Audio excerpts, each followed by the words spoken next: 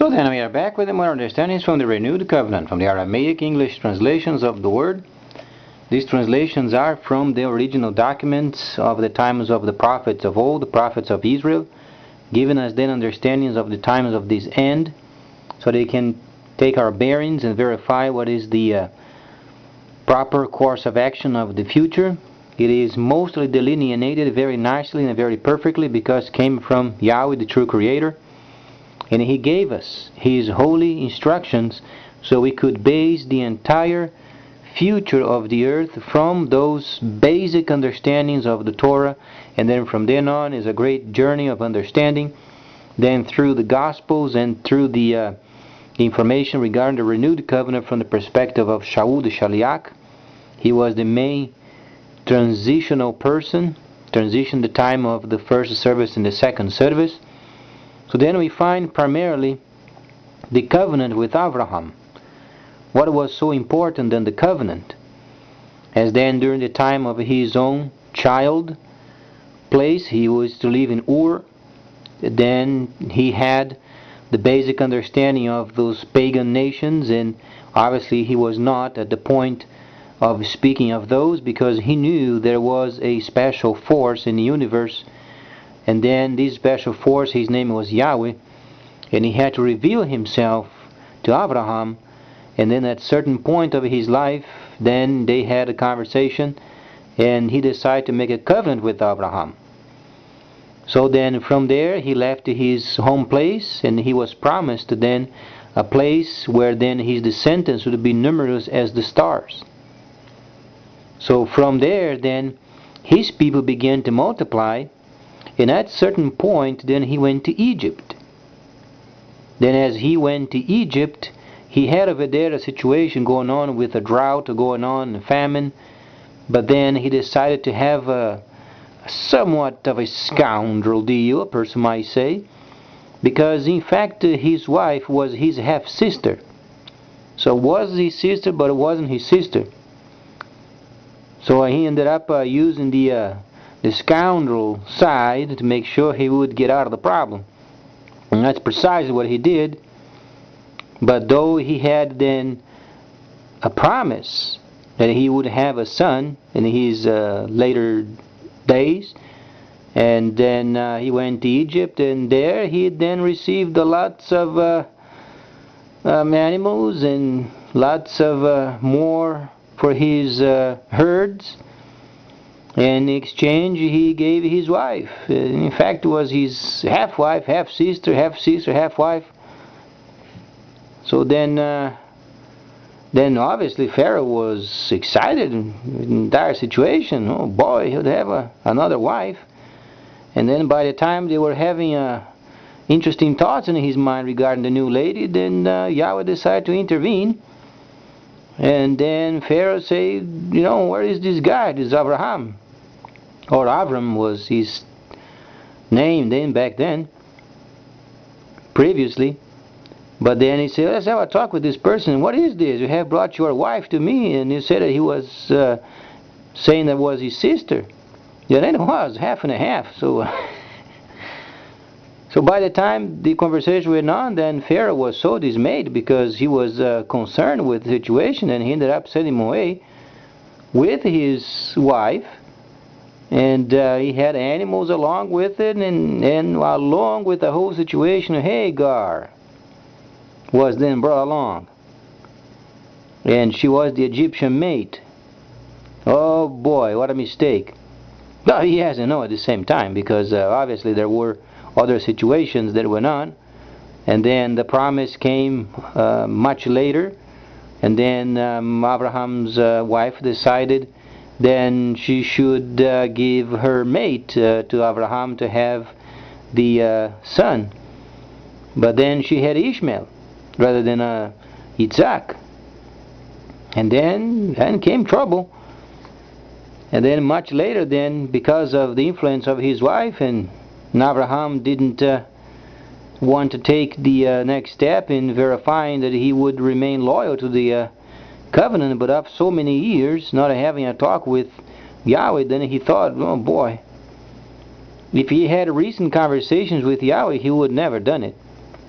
But since they did not have a conversation for a long time, then he began to wander away. And then, obviously, he lay down with the Egyptian mate and came a son, Ishmael. And then Hagar began to be jealous regarding her son, and then Abraham's wife decided then to throw her out with her son, because she knew she would have a son of her own. And then came the whole lineage of Ishmael afterwards, the Arab nations and the Muslims, and those people came from Abraham, but through the lineage of Ishmael. Then later came Isaac, then the son of the promise. Then came the nation of Israel. Then by that time they ended up in Egypt as slaves, cheap labor. So after so many years as being cheap labor, while then Ishmael's lineage were then developed their own countries, their own culture, then the people of Israel, then they were slaves in Egypt. And then Yahweh decided to send Moses over there and his brother Aaron. So Moses wasn't very secure of himself during the time, because he was a murderer, and he had felt self-conscious of take on this huge responsibility. But then he had his brother to help him, so both of them went down there and they decided to bring the people out of Egypt. So then came the mighty signs and wonders to the hands of Moses via Yahweh, and then the nation came out of the nation of Egypt, and then through the Red Sea, and they were parked then near the mountain. They were at least 72 hours away from any civilization of the time. They were protected in the desert, because Yahweh wanted to show them the very plan of salvation. They themselves were involved, and they were being prepared for many centuries to come then to rescue the entire world. So then the people were parked near the mountain, and Moshe went up on the mountain and received the holy laws. He came down, and they instituted the first service. So then, these understandings up to this moment, and there are other details. But then we must speak as Gentiles, because we must understand first the basics, then be more intricate as the Hebraic people are. So then if they would give us a slack until we can catch up with them, so we can understand the basics, and then understand more as they do understand. So Gentile understanding has to be simple and straightforward, because then we can make a line throughout history and flush ourselves out of our paganisms. So that's why it's important having the basics of the Hebraic line in order to flush ourselves from junk. So then the people were parked near the mountain, and then came down Moses. He was there 40 days and 40 nights. He did not eat, neither he drank. At least from the viewpoint of the people, he did not. He was in the very presence of Yahweh, and we can understand, since they had a meal up there with Moses and the 70 elders, and so they ate while Yahweh was with them. So a person can understand, while Moses was up there on the mountain, he had a meal provided by Yahweh. But we don't have the record. But because of the meal later then with the 70 elders, we understand they ate. They had a meal. Because in the presence of Yahweh, the whole functions then change, because a person in the presence of glory. But since he was human while in his presence, so he can easily understand he had a meal, because he was human. So then he received then the holy laws. He came down, and they instituted the first service. In this first service, then, our understanding of then the rotation of the priests ministering to Yahweh then becomes very firm. That's where when we read the Hebraic records speaking of the city, then we understand what the city means. The house of God, the house of Yahweh. And he must be serviced at certain way. That's why they had, then in Chronicles you find the many categories of the priests. how they are subdivided and how they should service in a temple or then in a tabernacle. So then as time goes on, then they were promised the promised land, promised to Abraham. Then so many years later then became true. The promise became true. So then they found the promised land, and they had to clear away the land from the pagans. And they did for the most part. There were only a few pagan nations over there that were not purged from the land. But then they simply then placed the tabernacle on the promised land, and they continued their services. Later on became then the temple. And the temple was a gift from Shlomo. Started with David, because he loved his precepts and he wanted obedience. So then he decided to build him a house. Thus came the temple. So then the first service was instituted. But those were then exercised by rotation of priests in the holy tabernacle. So then we Gentiles can understand what it means, tabernacle, tabernacling, and then the act of a divine person, and the only divine person existent, then inhabiting amongst the people. And there is a specific Hebrew word for this divine tabernacling, and we should never forget it, because it's a very specific word regarding His presence amongst people. It's very defined. So then, when we begin to understand the tabernacling, then later when we read the prophet speaking of tabernacling, then we understand what it means. In Leviticus the 23rd chapter comes a very interesting point where then Yahweh decided to mix the understanding of prophecy and time of the earth. Because as we understand the divine Yahweh, He doesn't have time as limit. He does understand time because He created, but He's not taken by the time restriction. He is unrestricted when it comes to earthly times. But we, Gentiles, we don't understand, because we were born from a cultures outside of the holy understanding of the Hebrew. So then every time we try to read and link, then we can't. Every time people try to link, they don't understand. Every time they try to link, then they lack knowledge. And the linking part always short, because we did not understand times and seasons. So then Leviticus the 23rd chapter teaches us the understanding of the substance of those feasts, what they mean, the division of each part of the year and the specific understanding of feasts, each of them with a special knowledge and a special information that comes from heaven. We Gentiles, we don't understand. We must be taught. So then later, when Shaliach Shaul, he was very, very, very gifted student.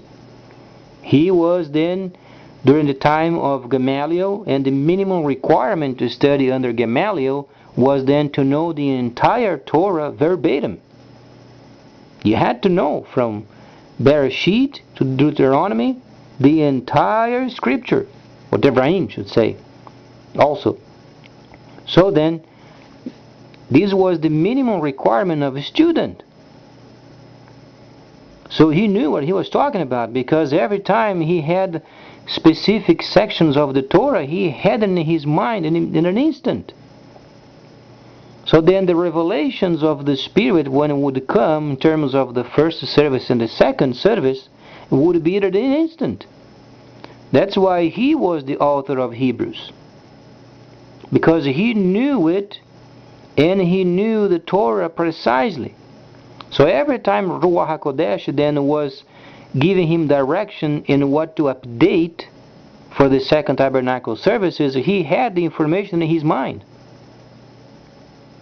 That's why then when you read Hebrews, it's very compact and heavy understanding, because he compares the first and the second, first to the second, first to the second, because he's transitioning his people from the first service and the second service. So the second service is as important as the first, and with the advantage of having the first service, except the sacrifices of animals.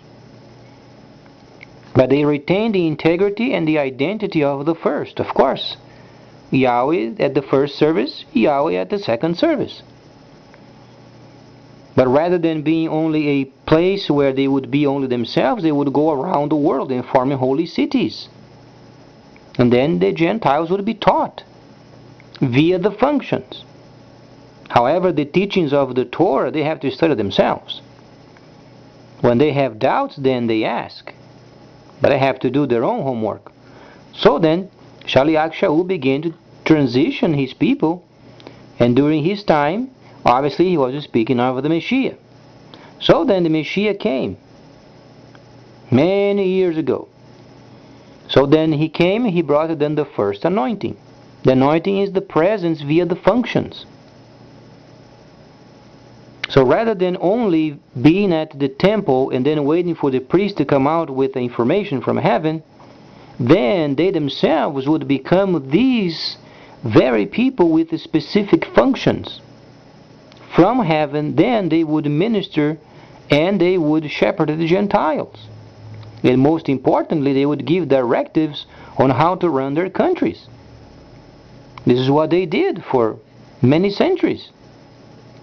And then, when we evaluate this based upon what we know of Yohanan, then Yohanan gives us the entire understanding from the Torah, from the prophets, from the writings, the entire understanding of Israel and its history from Abraham until his time, neatly put together in a set of Megillas, pile of Megillah per season, per instruction, and then per season. Marvelous work. And then he was teaching the people invited in the holy cities, and then at the time was the CT, and later became the CTs. Then the group would be taught, and then they would go out with a copy of those Megillas, and then they would start their own cities. And then they would teach other people to form another group to form another city. And then from city to city they began to form holy lands. Those were the representatives.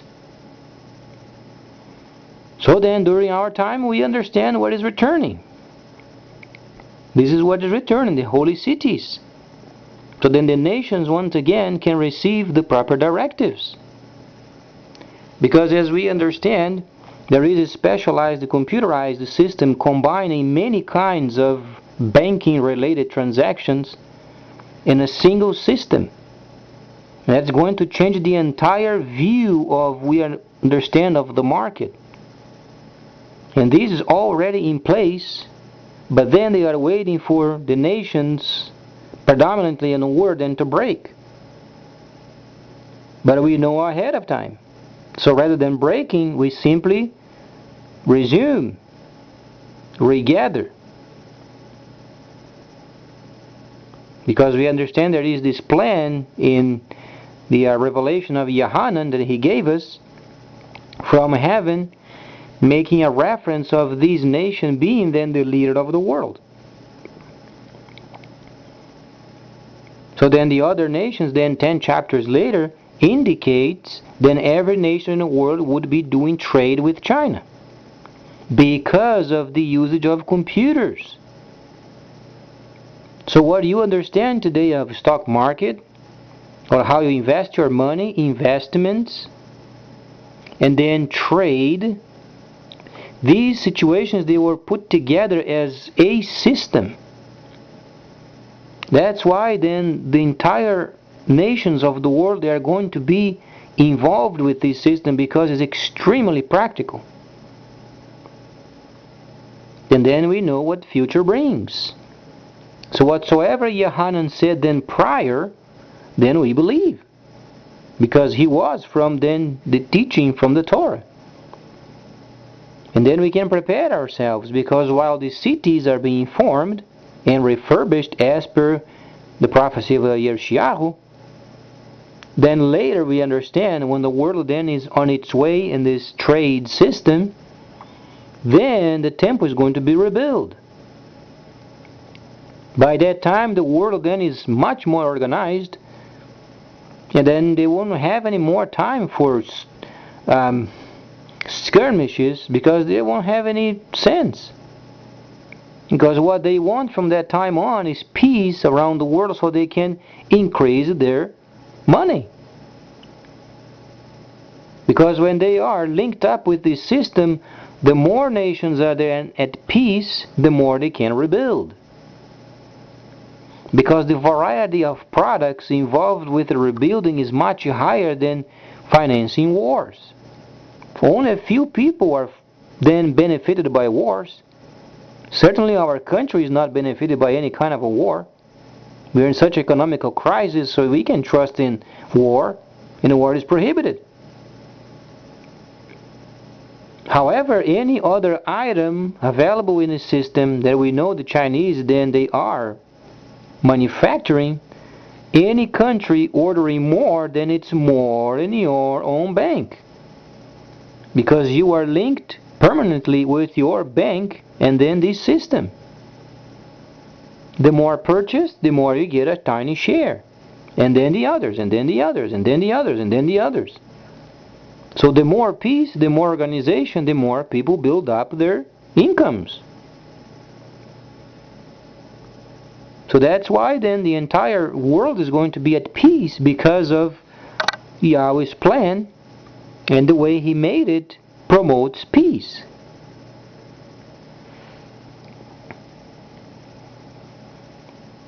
So then we begin to understand then the focus of the future is not war anymore. It would be the contrary, it would be peace. The more peace, the more organization. The more organization, the more people purchase. The more purchase, then you make your share. The more you invest, the more you gain.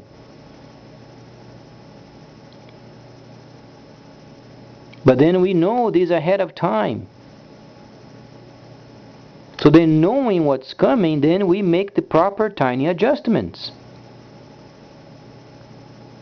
Then we should not, under any condition, launch any kind of a system.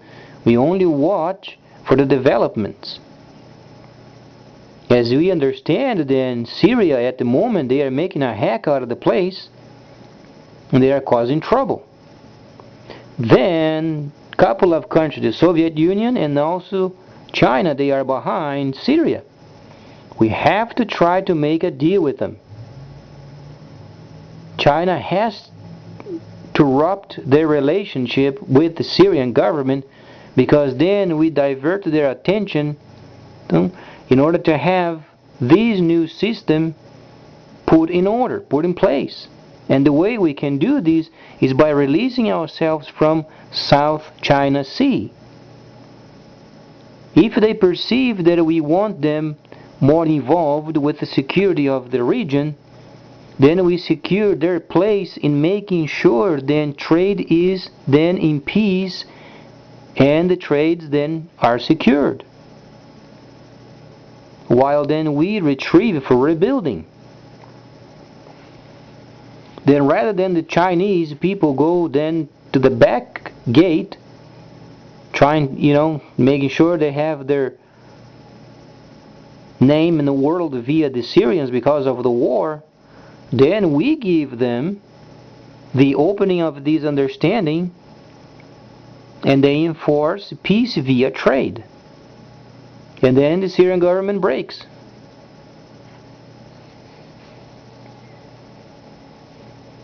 Because from a torn down country you have to have cheap materials. And as we understand, there are a lot of sanctions placed around the country. And the more the government insists, and if with the breaking of the relationship from China, they won't be able to get any products to get their country rebuilt.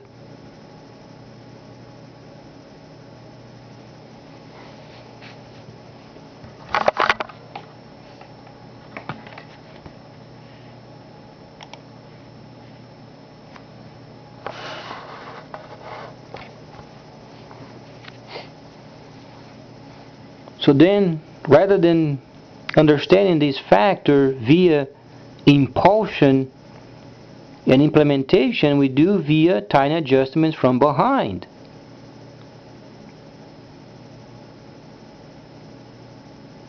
Because then when they begin to make those patrols and involved in patrol the area, then is the time for us then to begin to retrieve.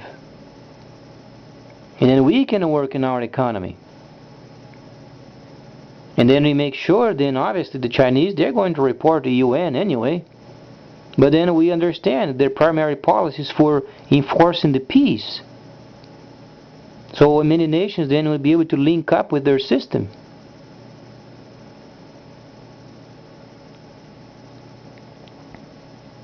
And then also we understand the euro crisis, the euro is going to break. There's no question about it. The reason why, it's because previously Daniel prophesied nations would be, some of them strong, some of them weak, but they would try to adhere to each other in their own strength. It would not work. And it's no play, because it doesn't work. The money has failed. So then when the Chinese have the okay to go through then the Middle East to do the patrols for the mere fact of doing trade, then the system would be already implemented. And then when Europe then breaks, then it's going to be extended. And the more they do, the more they enforce peace. The more they enforce peace, the more they have to talk. That's when they come to UN.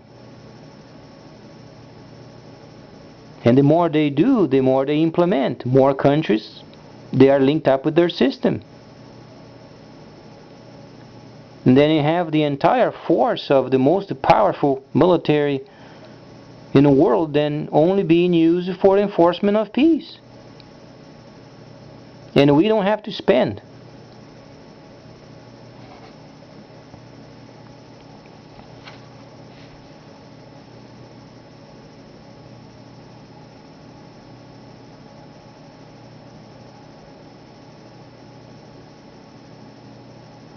So the main point at this precise time that we are involved in would be then making sure the Chinese and the Syrian government is then separated.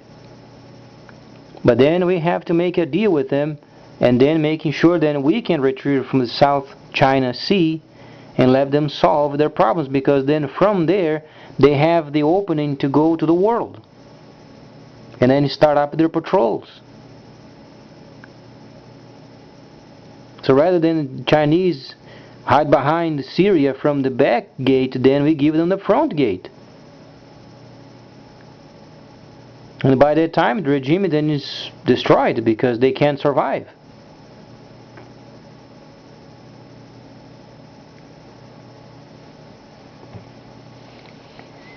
The main point is making sure that the president of Syria understands, not having partnership with China anymore, then they can't rebuild. And plus, with sanctions upon them, they can't survive. Then he must be given a way out of himself and his family, and then they get out of the country. And then they delegate the government to the rebel forces, and they put up a government. By the time the Chinese, they are already waiting to give them materials to rebuild their country.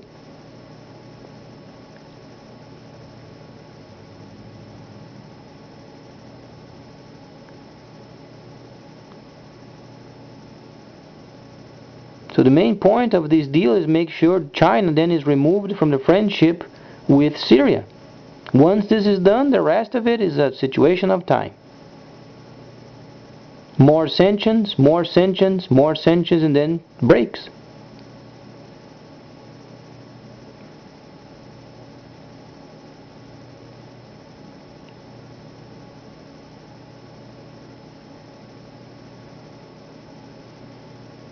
So quite honestly, the ending of the war in Syria starts with us, United States. If we have a talk with China and make sure they no longer have friendships with Syria, then we give them an exchange for it.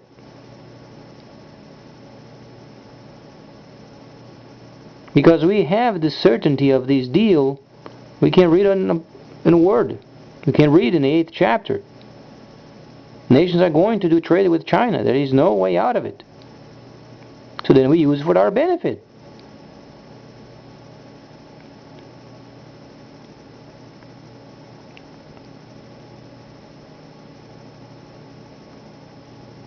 And there is a particular American bank, Citigroup, is already linked up with a portion of the Chinese banking system. So this system is already coming to our country. But not very many people do. They understand what it means, yet it's not widely divulged. But the system is already available. It's the first steps of this system. You can read it online, but you can detect, because people don't have their understanding times and seasons balanced with the word of Yahweh.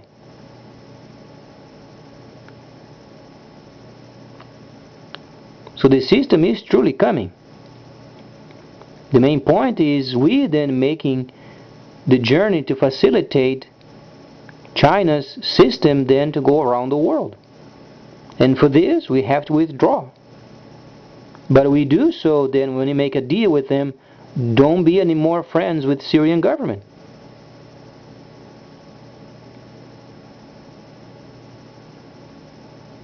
Then rather than having the system to break completely, then they give the president an option. They can leave the country with their families, and then they go someplace else. And then the rebel forces, they take over.